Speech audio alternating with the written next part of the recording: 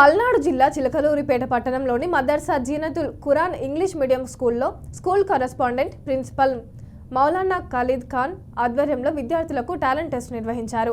Talent టెస్ట్లో దాదాపు 25 మంది విద్యార్థులు పాల్గొన్నట్లు స్కూల్ యాజమాన్యం తెలిపింది.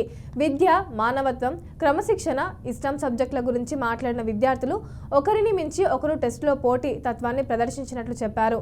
ముఖ్య అతిథిగా టీడీపీ నాయకులు, స్కూల్ సెక్రటరీ కాటన్ రెహమాన్ హాజరై విద్యార్థులకు బహుమతులు ప్రదానం చేశారు. Which you did not know.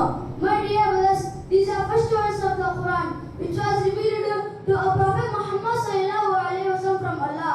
The word Iqra, which means to read, to seek knowledge, to educate yourself, etc. 3 verses. And believed Jesus as Allah's son. Jews of Arabia believed as Allah's son. When the Prophet sallallahu alaihi wasallam explained pure monotheism and invited people to worship Allah alone. About the importance of education. This is very important topic.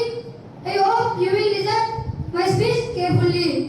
My dear brothers, nowadays education is considered to be a gift of modern age, but in fact it is the gift of Islam, which was given 1400 years ago. Because when the son of Islam was enlightening the world, education. Because by the religious education, our children will be able.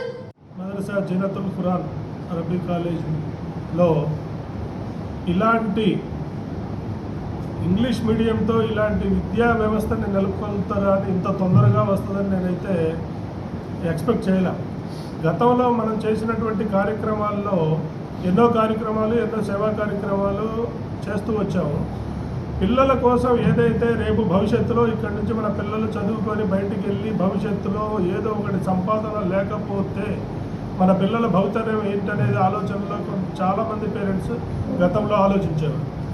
ఈరోజు మనకున్న situation ఎలాంటిదంటే private స్కూల్స్తో పోటీ